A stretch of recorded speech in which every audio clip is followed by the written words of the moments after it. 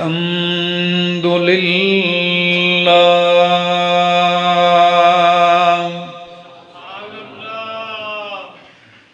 الحمد لله وهو بالحمد جدير بيده الخير وهو على كل شيء قدير أحمده سبحانه وأشكره أعطى الجزيل ومنح الوفير وأشهد أن لا إله إلا الله وحده لا شريك له تنزه عن الشبيه والنظير وتعالى عن الشريك والوزير والمشير وأشهد أن سيدنا ونبينا محمدًا عبد الله ورسوله البشير النذير والسراج المنير صلى الله وسلم وبارك عليه وعلى آله وأصحابه والتابعين ومن تبعهم بإحسان وعلى من نهج الحق يسير ومن على نهج الحق يسير وسلم التسليم الكثير أما بعد فأعوذ بالله من الشيطان الرجيم بسم الله الرحمن الرحيم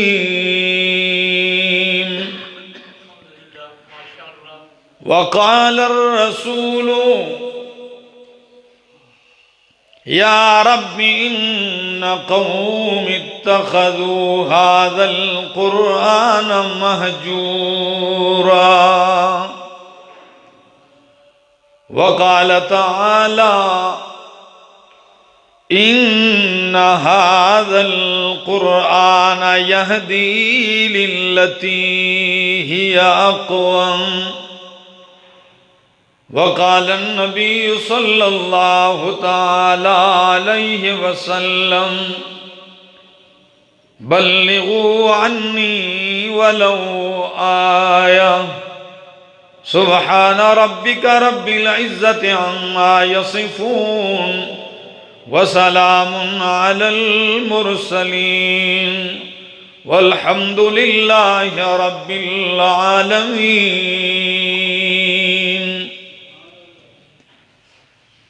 انتہائی قابل عزت، قابل احترام، ذی قدر و ذی وقار بزرگوں، بھائیوں، عزیزوں، نوجوان ساتھیوں، السلام علیکم. دعا اور التجا ہے دربار الہی کے اندر کہ اللہ مجھے حق سچ کہہ سکنے، سمجھا سکنے کی توفیق نصیب فرمائے، اور بعد ازاں مجھے اور آپ سب کو اس پر عمل کی بھی توفیق نصیب فرمائے. دوستو، اللہ رب العزت کا ہم پہ احسان ہے کہ ایمان کی دولت سے مالا مال فرمایا اور بیکار محض ہمیں نہیں چھوڑا بلکہ زندگی گزارنے کا ایک دستور اور قانون دیا جو قرآن مقدس کے نام سے ہے۔ کتاب اللہ کی صورت میں ہمارے اور آپ کے سامنے موجود ہے۔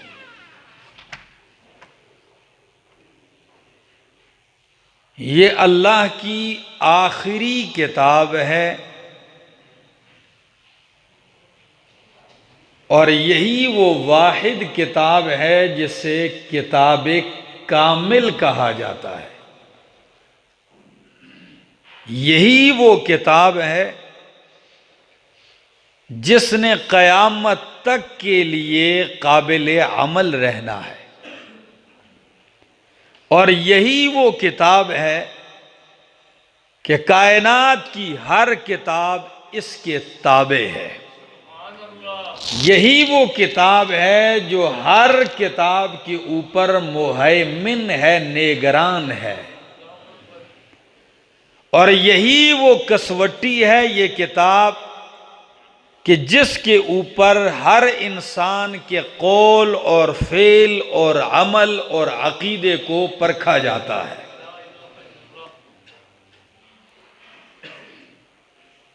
یہ اتنی اہم کتاب ہے، لیکن یہ جتنی اہم ہے اتنا ہی لوگ اس سے غافل ہیں۔ دنیا نام جانتی ہے، ایک بہت بڑے امام ہیں، امام غزالی رحمہ اللہ، بڑی کتابیں لکھی، جن کی ایک کتاب ہے احیاء العلوم۔ عام لفظ یہی استعمال کیا جاتا ہے، نام ویسے احیاء علوم الدین، 3-4 جلدوں میں ہے۔ انہی کی کتاب ہے کیمیاء سعادت۔ زندگی کا ایک طویل عرصہ لگایا منطق میں، علم الکلام میں، فلسفے میں، اور عمر کے آخری حصے میں خیال آیا کہ زندگی تو ان فضول چیزوں میں لگا دی، اللہ کی کتاب کی طرف بھی توجہ ہونی چاہیے، احادیث پیغمبر کی طرف بھی توجہ ہونی چاہیے۔ لیکن پھر عمر کے اس حصے میں خیال آیا، بہت کچھ سیکھا، لیکن حالت یہ تھی کہ مات الغزالی والبخاری علی صدرہ، کہ امام غزالی کی وفات اس حالت میں ہوئی کہ صحیح بخاری ان کے سینے پر تھی، پڑھ رہے تھے۔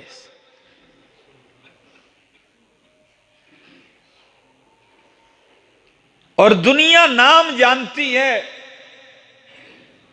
اس مرد مجاہد، اس موحد، اس داعی اور مبلغ اور محدث اور مفسر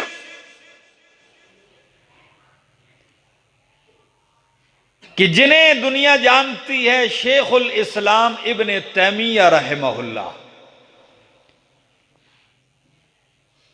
جن کی قابلیت کا اندازہ لگائیے کہ جو ان کے حلقہ درس میں آیا وہ خود امام بن گیا۔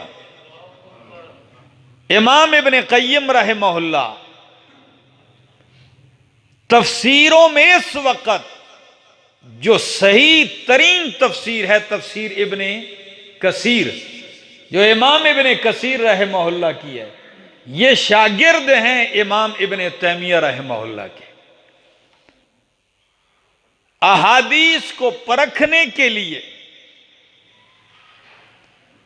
احادیث کی صحت اور اس کی کمزوری واضح کرنے کے لیے، راویان حدیث کی جانچ پڑتال کے لیے، جس شخص کی کتاب کے بغیر چارہ ہی نہیں ہے، دنیا انہیں جانتی ہے، امام ذہبی رحمہ اللہ،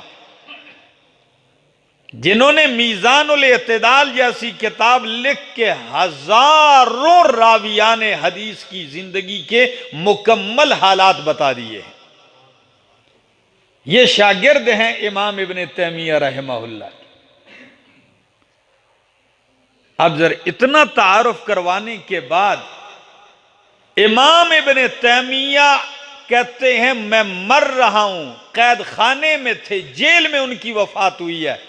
وہ فرماتے ہیں مجھے موت کے وقت بھی ایک حسرت ہے۔ آپ اس سے اندازہ لگا سکتے ہیں کہ اتنی بڑی شخصیت جن کی ساری زندگی دعوت اللہ، جہاد فی سبیل اللہ، دین کی خدمت میں، وہ کیا حسرت کرتے ہوں گے؟ ذرا آئیے، طبقات حنابلہ میں ان کے متعلق لکھا ہے کہ وفات کے وقت وہ حسرت یہ تھی کہ کاش میں نے وقت ضائع کیا ہے کہ میں جو وقت دیگر چیزوں میں لگایا وہ بھی قرآن کے سمجھنے میں لگا دیتا۔ باوجود یہ کہ عالم قرآن ہے، باوجود یہ کہ مفسر قرآن ہے، کہتے ہیں کاش کہ میں اپنا وقت کس میں صرف کرتا؟ قرآن کے سمجھنے میں۔ اور ہماری حالت کہ ہر دوسرے بندے سے پوچھو تو وہ کہتا ہے ماں سارا کچھ پتہ ہے۔ یہ ہماری ہند کو بولی کا لفظ ہے، ماں سارا کچھ، مجھے سب کچھ پتہ ہے۔ سننے کو تیار نہیں، زندگی یوں ہی گزار دی ہے۔ اللہ کی کتاب موجود ہے اور اس کتاب کی قدر و قیمت نہیں ہے۔ کیا اتنا پاس ہے؟ ہری پور والوں ذرا میرے ان جملوں پہ غور کیجئے۔ سلیمان علیہ السلام بادشاہ بھی ہیں اور پیغمبر بھی ہیں۔ کمال کی بات، بادشاہ بھی ہیں، پیغمبر بھی ہیں، اور پیغمبر بھی ہیں اور پیغمبر کے بیٹے بھی ہیں۔ ایک دن حاضری لے رہے ہیں، وَتَفَقَّدَ الطَّيْرَ، حاضری لے رہے ہیں، پرندوں کی بولی اللہ نے سمجھ دی ہے، تو سارے موجود ہیں، ہدہد موجود، وَتَفَقَّدَ الطَّيْرَ فَقَالَ مَا لِيَ لَا أَرَى الْهُدْهُدَ أَمْ كَانَ مِنَ الْغَائِبِينَ، کیا ہو گیا میں ہدہد نہیں دیکھ رہا، مجھے نظر نہیں آ رہا، یا کہیں واقعی وہ غائب ہے؟ ہری پور والوں ذرا سنیے، جو پوری بات ایک مقصد کے لیے کر رہا ہوں۔ تھوڑی دیر گزری، ہدہد پھڑپھڑاتے ہوئے، پر مارتے ہوئے آ گیا۔ سلیمان علیہ السلام نے فرمایا سزا دوں گا یا ذبح کر ڈالوں گا، یا تو کوئی عذر پیش کرے گا غیر حاضری کا۔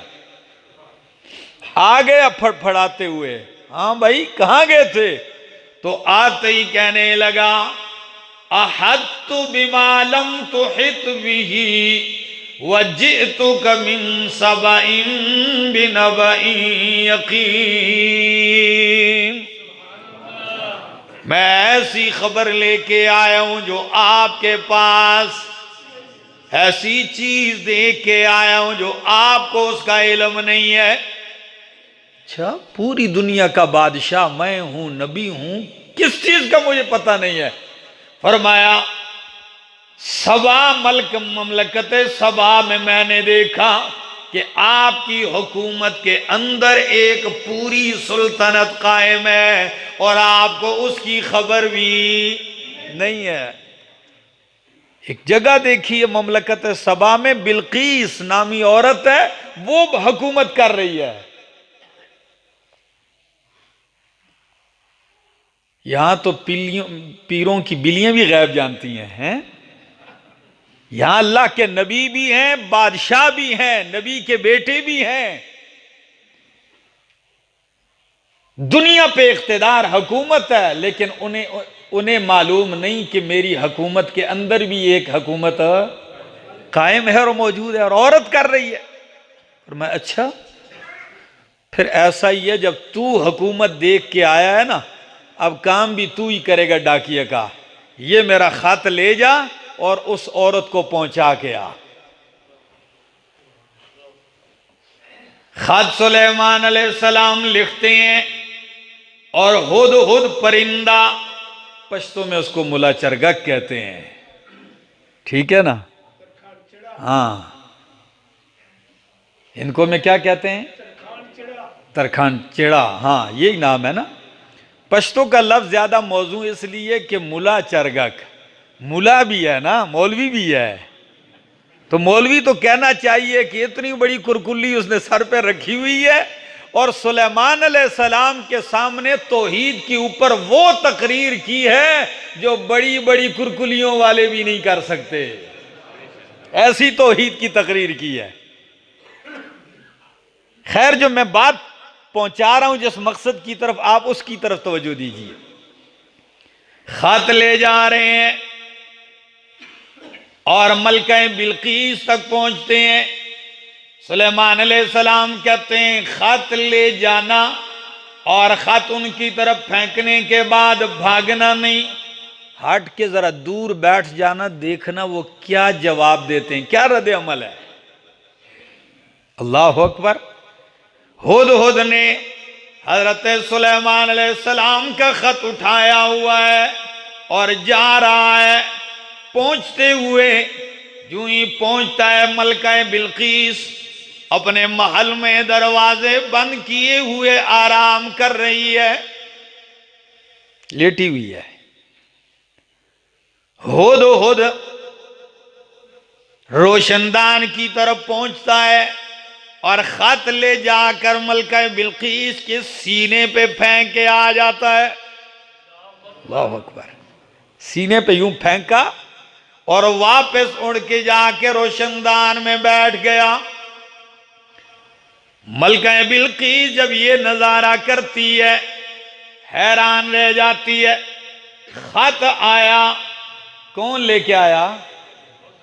ہد ہد پرندہ لے کے آیا، یہ بھی ایک عجیب سی بات ہے۔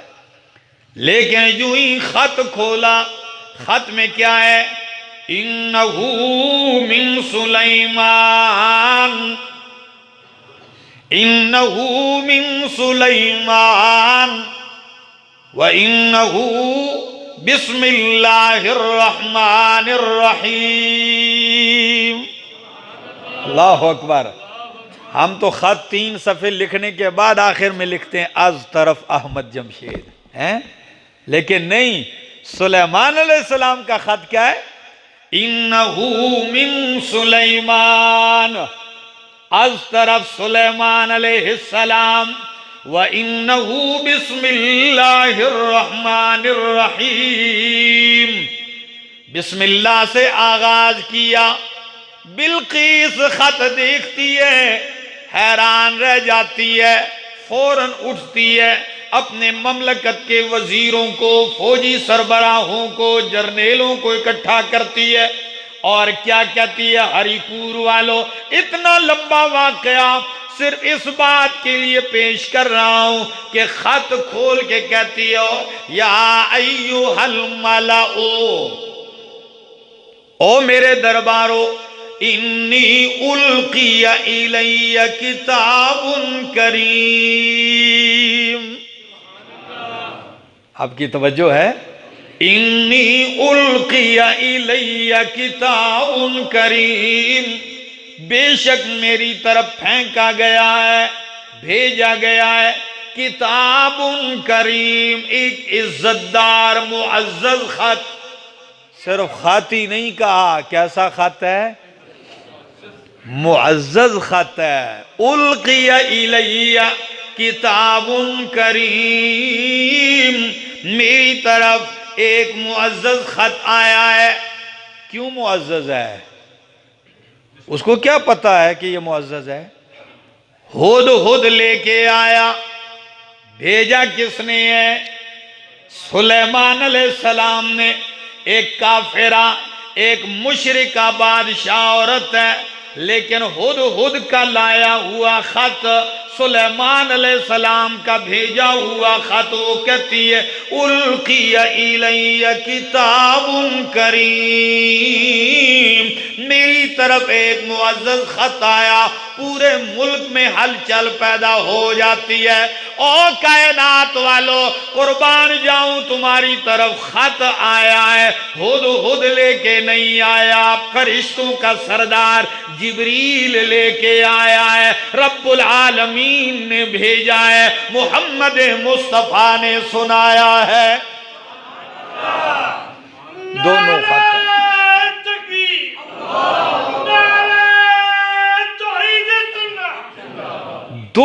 دونوں خط ہیں، خط دونوں ہیں۔ ایک سلیمان علیہ السلام کا بھیجا ہوا، ہد کا لے جایا ہوا، اور دوسرا خط اللہ کا بھیجا ہوا، جبریل کا لایا ہوا، محمد مصطفیٰ صلی اللہ علیہ وسلم کا سنایا ہوا، پہنچایا ہوا خط ہے۔ قرآن نے دونوں جگہ لفظ بڑے عجیب استعمال کیے۔ ادھر ملکہ بلقیس کہتی القی الیہ کتاب کریم، ادھر رب کا قرآن بھی کہتا ہے۔ سورت کا نام سورت الواقعہ، 27واں پارہ قرآن کہتا ہے انہ لقرآن کریم،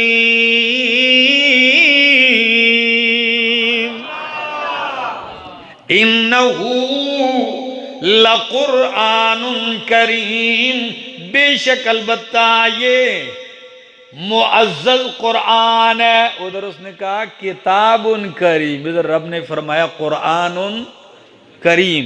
کیا ہم نے رب کے اس خط کو ملکہ بلقیس نے جتنا سلیمان علیہ السلام کے خط کو اہمیت دی ہے، سچ بتاؤ کیا مسلمانوں نے رب کے قرآن کو اتنی اہمیت دی ہے؟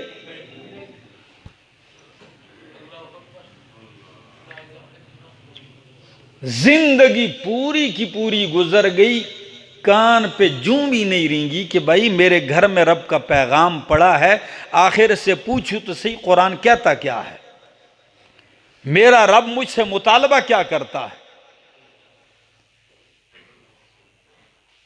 مجھے گلہ کس سے، عوام سے کیا گلہ کریں، شکوہ تو سب سے ہے، لیکن گلہ تو اس سے ہے جو منبر کا وارث ہے، اسے بھی خبر نہیں ہے۔ گلہ تو اس سے ہے جو گدی پر بیٹھا ہے اور لوگوں کو بیعت کر رہا ہے، اسے بھی کوئی خبر شبر نہیں ہے۔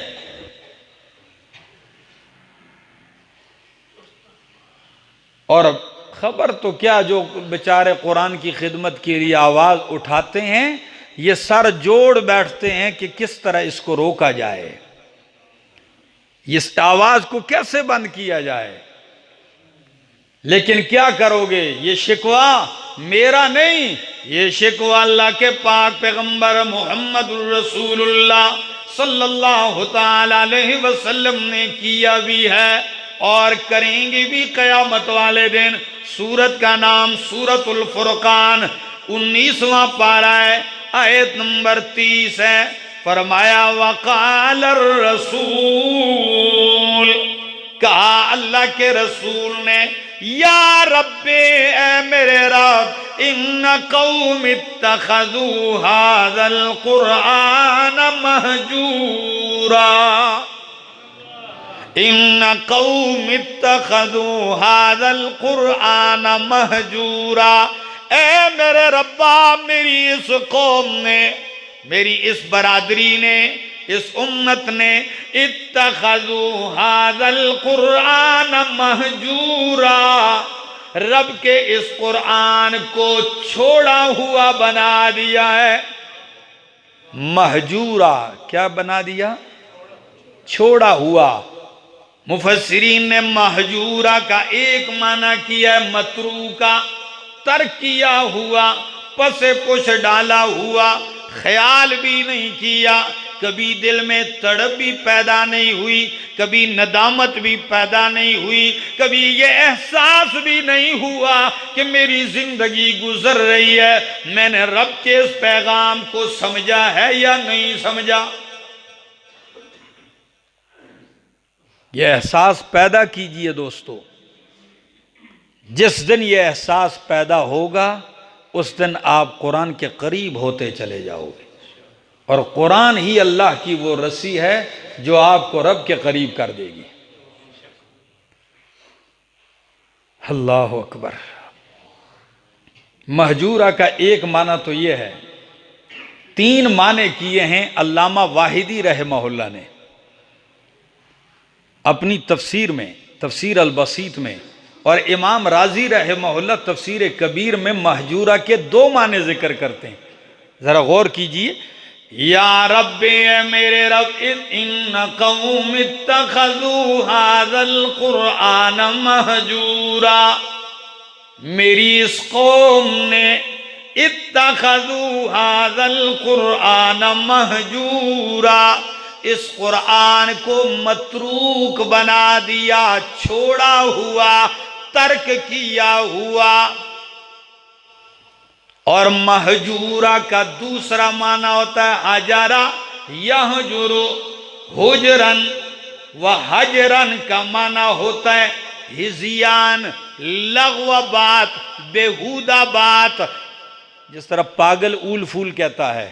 تو اب معنی ہوگا ان قوم اتخذوا ھذا القرآن مہجورا، اے میرے ربا، میری اس قوم نے اس قرآن کو مہجورا، لغو، فضول، بے فائدہ اور بے مقصد قرآن سمجھ لیا ہے۔ لغو، کلامن لغو، بالکل لغو۔ کیا مطلب ہے؟ پوری زندگی یہ نہیں دیکھا کہ یہ قرآن کیا کہتا ہے، مجھ سے مطالبہ کیا کرتا ہے۔ اور اگر کوئی رب کا قرآن سناتا ہے ترجمے کے ساتھ، تفسیر کے ساتھ، تو کہتے ہیں اس کا دماغ خراب ہے، اس کے پاس وقت زیادہ ہے، یہ نکمہ ہے۔ علامہ ابن قیم رحمہ اللہ مہجورن کے مصداقات ذکر کرتے ہیں۔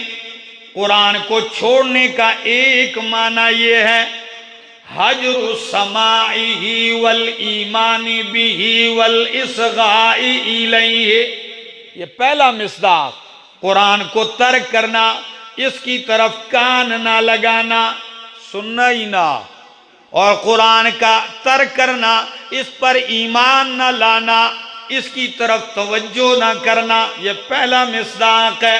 دوسرا مصداق حجر العمل بہ، سنتا تو ہے، قرآن سنتا تو ہے، لیکن حجر العمل بہ، عمل ترک کر دیتا ہے، عمل کی پرواہ نہیں کرتا۔ والوقوف عند حلالہ وحرامہ، پورا قرآن سنتا بھی ہے لیکن اس کے حلال کو حلال نہیں سمجھتا، اس کے حرام کو حرام نہیں سمجھتا۔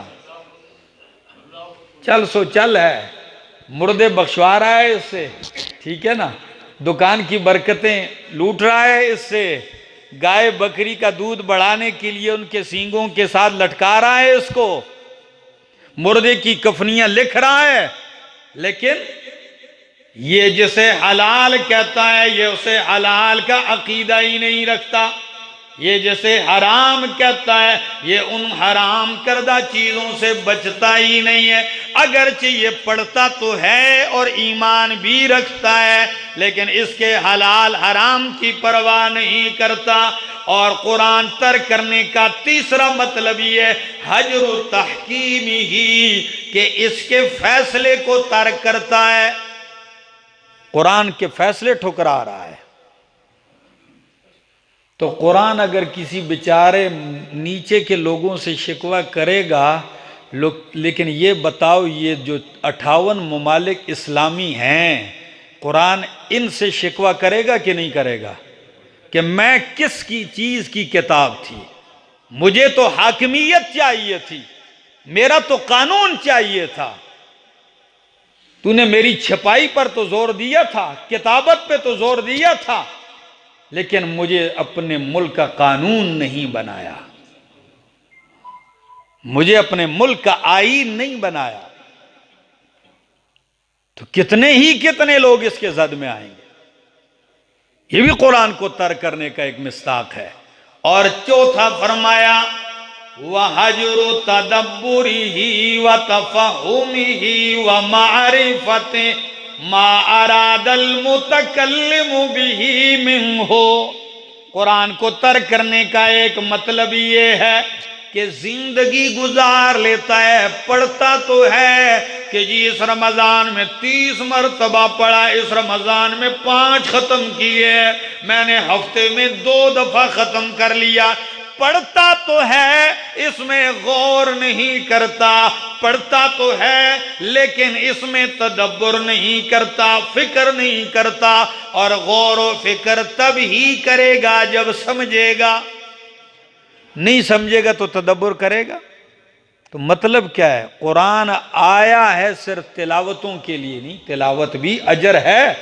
مت کہ آپ مجھ پہ فتویٰ لگا دیں کہ احمد جمشید کہتا ہے جی تلاوت ثواب نہیں، نہیں، تلاوت کا اپنا اجر، لیکن بات یہ کہ قرآن آیا تھا غور کے لیے، تدبر کے لیے۔ قرآن کہتا ہے افلا یتدبرون القرآن، کیا یہ لوگ تدبر نہیں کرتے قرآن میں؟ کیوں نہیں تدبر کرتے؟ افلم یدبروا القول، ہم نے فرمایا کتاب کو اس لیے اتارا ہے لیدبروا آیاتہ، تاکہ لوگ اس کی آیتوں میں غور کریں، یہ آیت کیا کہتی ہے؟ پڑھتا تو ہے الحمدللہ رب العالمین، غور نہیں کیا میں کیا پڑھ رہا ہوں، مالک یوم الدین پڑھ رہا ہے، مطلب پتہ نہیں کیا کہہ رہا ہوں، ایاک نعبد و ایاک نستعین پڑھ رہا ہے، لیکن شرک بھی کر رہا ہے۔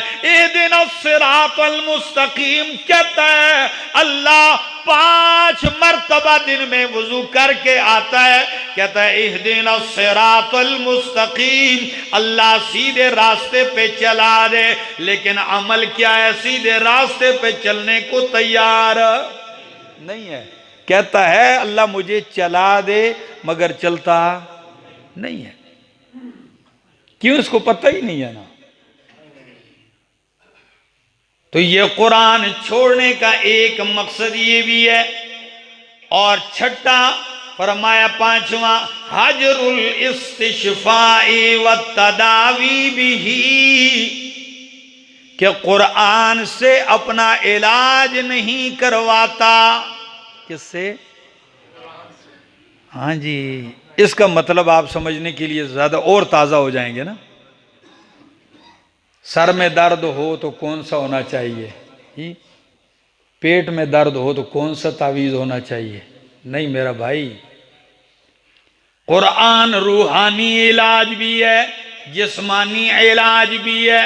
کوئی شک نہیں، اللہ کے پاک پیغمبر نے قرآن کریم کی کئی آیتیں بتلائی ہیں اور ان کے جسمانی علاج کے فائدے بھی ذکر کیے ہیں، جیسے سورۃ الفاتحہ ہر بیماری کا علاج ہے، لیکن قرآن سے ہم نے اپنا جو علاج اصل ہے وہ نہیں کیا۔ میرے دل میں حسد ہے، مجھے پتہ ہے کہ میرے دل میں حسد کی بیماری ہے، لیکن کبھی قرآن سے اس کا علاج نہیں کروایا۔ میرے دل میں بغض ہے، لیکن بغض کا علاج قرآن سے نہیں کروایا۔ میرے دل میں نفرت ہے، لیکن اس نفرت کا علاج قرآن سے نہیں کروایا۔ میرے دل میں شک کی بیماری ہے، اس شک کو قرآن کے ذریعے دور نہیں کیا گیا۔ دل کی کتنی ہی بیماریاں ہیں کہ قرآن اس کا شافی اور کافی علاج ہے، لیکن کون ہے جو اس سے اپنا علاج کروائے؟ نزلے زکام کا تو علاج کرواتے ہیں اس سے، لیکن کیا ان بیماریوں کا بھی علاج ہم کرواتے ہیں؟ حسد میں ڈوبے ہوئے، کینے میں ڈوبے ہوئے، بغض میں ڈوبے ہوئے ہیں، نیک بھی اس بیماری میں مبتلا ہیں، بد بھی اس بیماری میں مبتلا ہیں، مولوی بھی مبتلا ہیں، پیر بھی مبتلا ہیں، حسد سے اندر باہر فل ہو چکے ہیں۔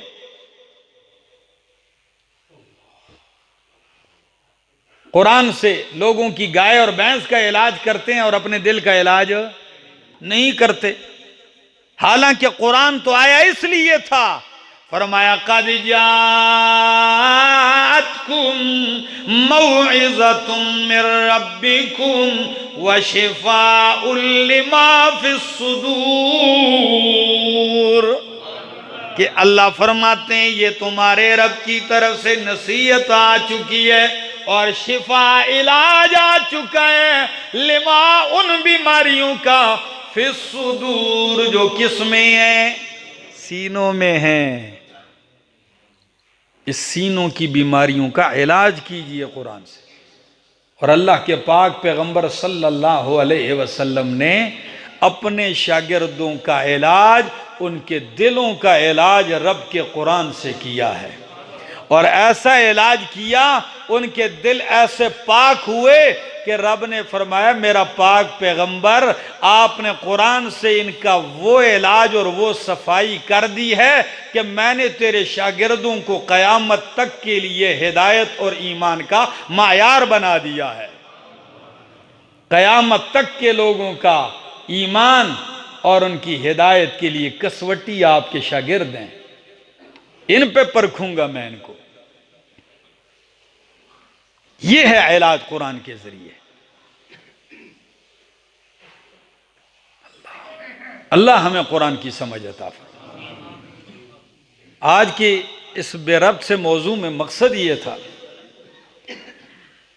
کہ شعبان کا مہینہ شروع ہو چکا ہے، اور شعبان کے مہینے کے بعد رمضان المبارک کا مہینہ شروع ہوگا۔ ان دو مہینوں کو قرآن کریم کی بہت بڑی نسبت حاصل ہے۔ بفضل اللہ جو ہی شعبان رمضان شروع ہوتا ہے، قرآن کے خادم علماء، کون سے علماء؟ قرآن کے خادم علماء، قرآن کے ناشر علماء، قرآن کے عقیدہ رکھنے والے علماء، قرآن کی دعوت دینے والے علماء، جو ہی یہ مہینہ شروع ہوتا ہے پورے ملک کے طول و عرض میں وہ درس قرآن کے لیے تیاریاں شروع کر دیتے ہیں۔ اللہ اکبر۔ آپ کہیں گے کہ ہر آدمی مولوی، نہ میرا بھائی، یہ ضروری نہیں ہے کہ ہر آدمی مولوی بن جائے، ہر آدمی مسجد کا امام بن جائے۔ جب سارے مولوی امام بن جائیں گے تو مقتدی کون بنے گا؟ جی یہ نہیں، لیکن سیکھنا اور سمجھنا اور ایمان اور اپنے رب کے ہاں سرخرو ہونے کے لیے تو قرآن کو سمجھنا اور عمل ضروری ہے نا۔ میری درخواست، آپ کبھی کبھی سوچتا ہوں، میرے استاد جن سے میں نے قرآن پڑھا ہے، شیخ القرآن مولانا محمد طیب طاہری صاحب، 40 سال سے وہ رب کا قرآن پڑھاتے ہیں، اور ہزاروں کا مجمع ان کے سامنے بیٹھ کے قرآن سیکھتا ہے، کیونکہ وہاں پشتو میں ہوتا ہے، ہزاروں لوگ بیٹھتے ہیں۔ تو ان کی بیوی وہ کسی مدرسے میں نہیں پڑھی، ان کی بیوی نے کوئی شعبہ کتب میں داخلے نہیں لیے، لیکن خاوند کا سنا ہوا قرآن 35-40 سال ایسے سنا جس گھر میں قرآن بیان ہوتا ہو، اس کا اثر یہ نکلا کہ اردو اور پشتو دو زبانوں میں 2 تفسیریں ان کی چھپ کے آ چکی ہیں۔ یہ بھی تو ایک عورت ہے نا، یہ بھی خاتون ہے نا۔ تو کیا وہ تعلیم یافتہ خواتین، وہ میری بہنیں، وہ میری مائیں جن کو اللہ نے تعلیم نصیب کیا ہے، ذہن دیا ہے، تو کیا اگر وہ قرآن کریم سمجھنا چاہیں تو وہ نہیں سمجھ سکیں گی؟ باقی دنیا کی کسی کتاب کے لیے رب کا وعدہ نہیں ہے کہ میں نے تورات آسان کر دی، میں نے انجیل آسان کر دی، میں نے زبور آسان کر دی، میں نے ریاضی آسان کر دی، میں نے سائنس آسان کر دی، میں نے معاشرت علوم آسان کر دی۔ نہیں، کسی کتاب کے لیے رب کا وعدہ نہیں، لیکن قرآن کے لیے بار بار فرمایا وَلَقَدْ يَسَّرْنَا الْقُرْآنَ وَلَقَدْ يَسَّرْنَا الْقُرْآنَ لِلذِّكْرِ، ہم نے تو نصیحت کے لیے قرآن کو آسان کر دیا۔ فَهَلْ مِن مُدَّكِرٍ، ہے کوئی بندہ جو نصیحت حاصل کرے؟ میں نوجوانوں آپ سے بھی کہتا ہوں، اپنے اوقات وقف کیجئے، قرآن کو سیکھیے۔ آپ جو ہیں جہاں ہیں جو مرضی یہ کرو، ڈاکٹر بنو، انجینئر بنو، اس سے کوئی سروکار نہیں ہے، سب کچھ بن جاؤ، پائلٹ بن جاؤ، لیکن رب کا قرآن سیکھ کے پائلٹ بن جاؤ، رب کا قرآن سیکھ کے ڈاکٹر بن جاؤ، رب کا قرآن سیکھ کے جج بن جاؤ، رب کا قرآن سیکھ کے ممبر بن جاؤ، رب کا قرآن سیکھ کے پولیس کے سپاہی بن جاؤ، رب کا قرآن سیکھ کے ایک تاجر بن جاؤ، رب کا قرآن سیکھ کے رب کے دین کے داعی بن جاؤ۔ قرآن تو آپ کے کسی شعبے میں رکاوٹ نہیں بنتا۔ اگر آپ اس نظریے سے قرآن کو دیکھتے ہیں کہ قرآن تو میں بیٹے کو تبھی پڑھاؤں گا جب میں نے اس کو امام لگوانا ہو، نہ میرا بھائی، یہ کس نے آپ کو کہہ دیا؟ قرآن تو میں تب پڑھوں کہ میں نے خطیب بننا ہو، نہ میرا بھائی۔ قرآن میں تب پڑھوں کہ میں نے تو مولوی اور مفتی بننا ہے، نہ میرا دوست۔ قرآن اس لیے نہیں ہے۔ قرآن آپ کو رب کا تعارف کروانے والی کتاب ہے، قرآن آپ کے لیے دستور ہے، اس کو سمجھیے، یہ آپ کی ایسی رہنمائی کرے گا، دنیا میں گمراہ ہونے نہیں دے گا، اور قیامت والے دن یہی قرآن ایک خوبصورت شکل میں انسان بن کے آئے گا، اور آپ کا بازو پکڑ کے رب کی عدالت میں یوں سامنے پیش کر کے کہے گا، ربا اس نے مجھے لگایا سینے کے ساتھ، آج میں اس کو نہیں چھوڑوں گا جب تک کہ تیری جنت میں اس کو داخل نہ کر دوں۔ کبھی نہیں چھوڑے گا قرآن آپ کو۔ ایک دفعہ اس سے تعلق تو جوڑ لو، لگاؤ تو پیدا کر لو نا، تو سیکھیں گے قرآن، سمجھیں گے قرآن۔ جو قرآن کریم کی دروس سن، اپنے اوقات نکالو، اسی سلسلہ کی کڑی ہے۔ کل انشاءاللہ العزیز بروز ہفتہ صبح 9 بجے گزشتہ سال کی طرح اس سال بھی ہم نے دورہ تفسیر القرآن کا آغاز کیا ہے، جس میں ہمارے پاس بہت سارے طلباء کرام، علماء باہر سے بھی آئیں گے، شریک ہوں گے، جو یہیں رہیں گے۔ یہ 50 دن کا دورہ وہ یہاں کریں گے، اور انشاءاللہ ہم صبح بیٹھیں گے، ظہر تک، عصر تک یہ چلتا رہے گا سلسلہ، یہاں تک کہ والناس تک پہنچ جائیں گے انشاءاللہ۔ یہ قرآن کی محفل ہوگی، ایک بہار ہوگی۔ اپنے اوقات نکالیے، جو دور ہیں، نہیں آ سکتے، کسی مجبوریوں میں ہیں، تو وہ اللہ نے یہ ذرائع بنائے ہوئے ہیں بات پہنچانے کا، ٹھیک ہے نا۔ نیٹ کے ذریعے بہت ساری دنیا سنتی ہے، لیکن وقت ضرور نکالیے اور سمجھیے۔ اللہ ہمیں قرآن کے مطابق عمل کرنے کی توفیق عطا فرمائے، قرآن سنانے کی اور سمجھانے کی توفیق عطا فرمائے۔